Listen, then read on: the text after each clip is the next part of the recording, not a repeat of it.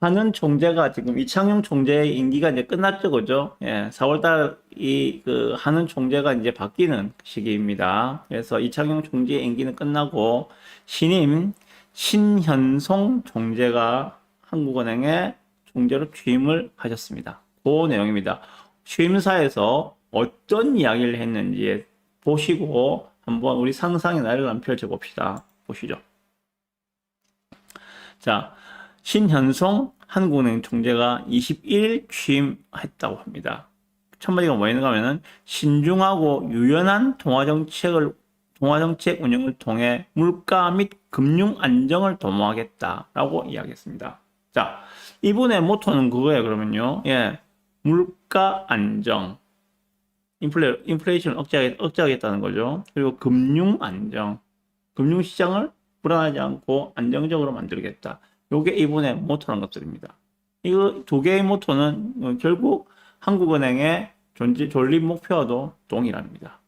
좀 더 보시면은 이 부분입니다. 중동 전쟁에 따른 공급 충격으로 물가와 성장 경로의 불확실성이 한층 커졌다라고 이야기하고 있습니다. 그래서 통화정책 유효성을 제고하기 위한 노력도 지속하겠다. 정책 수단을 재점검하고 정부와 공조를 하겠다. 필요한 부분에서는 정부와 공조를 하겠다. 그리고 시장과 양방향 소통을 강화하겠다. 그러면은 한국은행의 가장 큰 책무는, 물가 안정, 인플레이션 억제죠, 그죠? 인플레 억제, 그리고 금융 안정, 금융시장 안정입니다. 이 두 가지를 했을 때, 정부하고 협조를 하고 소통을 강화할 것이고, 그리고 시장의 요구는 무엇인지 소통을 하면서 그 시장의 요구와 정부의 요구를 적절히 믹스해서 금융정책을 펴나가겠다. 이런 이야기가 들립니다. 조금 더 보시죠. 중동전쟁 이후에 유가 상승으로 물가 상방 압력. 자, 중동전쟁 이후에 유가 상승이 나타났죠, 그죠? 배럴당 뭐 100달러, 120달러까지 올라가는 상황이 나타났었죠. 지금도, 유가는 아직 높습니다. 앞에서 보셨지만은 유가는 지금 배럴당 90달러 수준이에요. 이전에 60달러 수준이었잖아요, 그죠? 50% 이상이 지금 올라 있는 상황입니다. 그러니까 뭐 전쟁이 끝난 상황은 아니고 호르무즈가 지금 자연스럽게 선박들이 드나들 수 있는 상황도 아니잖아요. 자, 이렇게 국제 유가의 상승이 가져온 결과가 지금 두 가지를 보고 있는데, 물가에 대한 상방 압력, 인플레이션 압력이 강화되고 있다. 당연하겠죠. 유가가 올라가니까. 그죠? 뭐 유가는 모든 우리 경제 전반에 가장 크게 영향을 미치니까, 유가가 오르면은 물가가 올라갈 수밖에 없겠죠. 그러한 물가 상방에 대한 압력. 자, 그리고 또 하나, 경기 하방 압력이 동시에 나타나고 있다는 겁니다. 물가는 상방으로 압력을 받고 있고, 그렇게 물가가 오르다 보니까 경기는 당연히 침체를 하겠죠. 우리의 벌이는 나아지지 않았는데 유가로 인해서 물가가 오르니까 경기는 오히려 침체하는 이런 현상들. 요 두 가지 물가의 상방과 경기 하방의 압력이 동시에 증대하고 있다. 그리고 동시에 금융시장의 높은 변동성과 금융 불균형 위험도 지속되고 있다라고도 이야기하고 있습니다. 그리고 또 보시는 부분이 보면은 지정학적 갈등과 AI 기술 혁명으로 대전환의 시기를 지나고 있다. AI 기술 혁명, 산업혁명 이후에 AI 기술 혁명으로 이야기하는 이 지금의 그 대격변기를 지나고 있다. 이렇게 이야기를 하고 있고요. 그리고 국내적으로도 인구 구조 변화, 양극화 심화, 부동산 시장과 가계부채 문제로 성장 동력이 약화하고 있다라고 이야기하고 있습니다. 그러면서 금융 안정에 새로운 시각이 필요하다고 강조를 했습니다. 이렇게 말씀하고 계십니다. 그래서 기존 틀만으로는 금융 시스템의 위험을 충분히 파악하고 대응하기 어려워졌다. 그래서 조기 경보 기능을 강화하겠다. 조기 경보 기능을 강화하겠다라고 이야기하고 있습니다.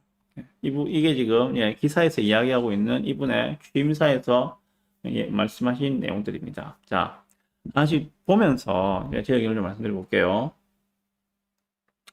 자, 한국은행의 목표는 결국은 물가 안정과 금융 안정이다. 그리고 이 신 총재님의 발언으로 미루어 보건데 향후에는 금리 인하보다는 현재 한국의 기준금리는 2.5%죠, 그죠? 거의 1년 정도가 계속 지금 2.5% 동결이 되어 있습니다. 한국의 기준금리는 2.5예요.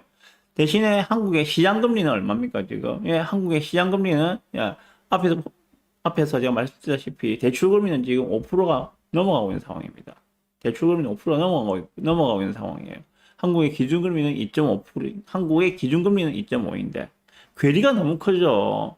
시장금리와, 예, 우리 한국의 기준금리의 괴리가 너무 크죠, 그죠? 시장금리는 통상적으로 기준금리보다 훨씬 선반영된다고 이야기하고 있습니다. 자, 그러면은 앞으로 한국은행의 기준금리는 올라갈 가능성이 더 높다고 보시는 것이 맞겠죠. 지금보다는 더 올라갈 가능성이 높다고 보는 게 맞겠죠.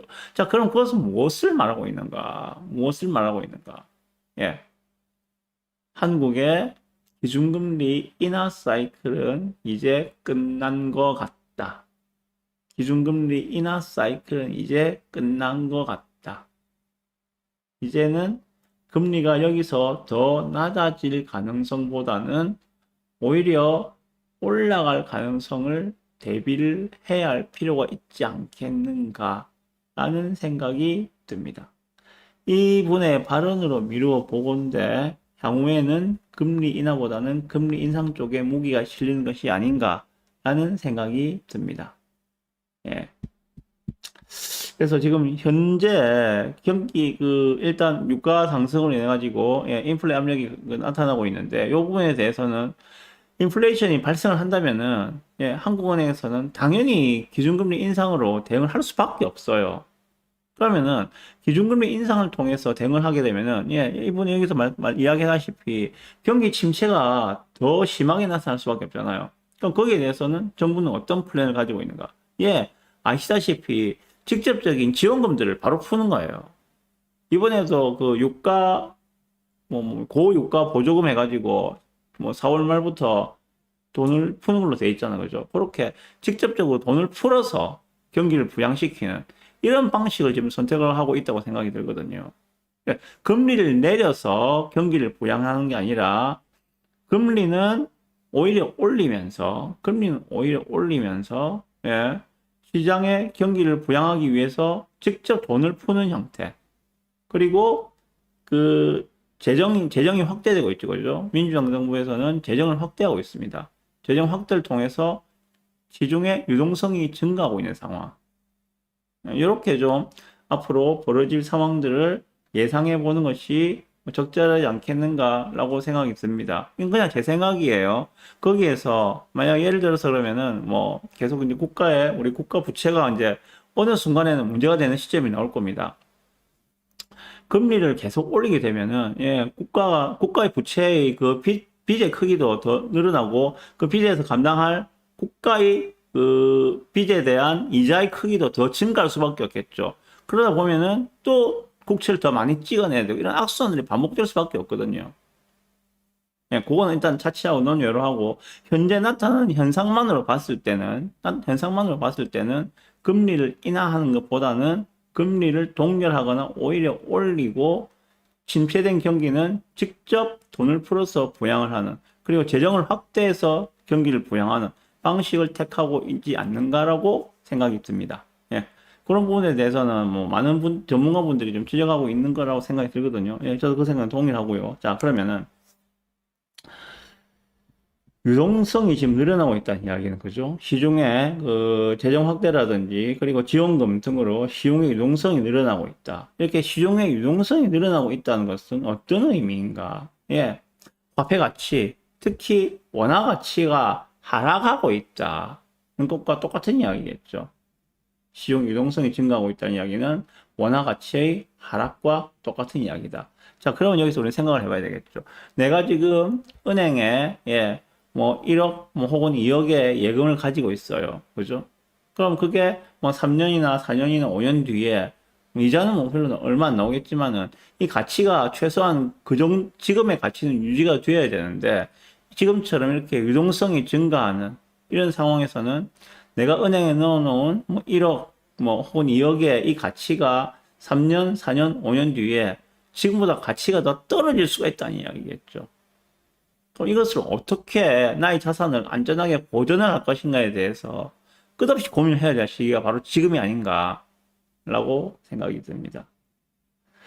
어떤 방법으로 나의 자산을 보호할 것인지 좀 고민을 많이 해보시는 그러한 시간이 되었으면 좀 좋겠습니다. 최근에 제가 들은 바로는 최근에 자산가들은 실물 자산을 늘린다고 합니다. 실물 자산을 늘린다고 합니다. 실물 자산을 하면은 부동산, 뭐 금 이런 것들이 되겠죠, 그죠? 실물 자산을 늘린다고 이야기를 많이 듣고 있고, 그리고 달러 자산을 늘린다고 합니다. 실물 자산을 늘리고 달러 자산을 늘려서 유동성의 증가를 해지하고 있다는 이야기가 좀 많이 들리고 있거든요. 달러 자산은 뭡니까? 미국 주식입니다.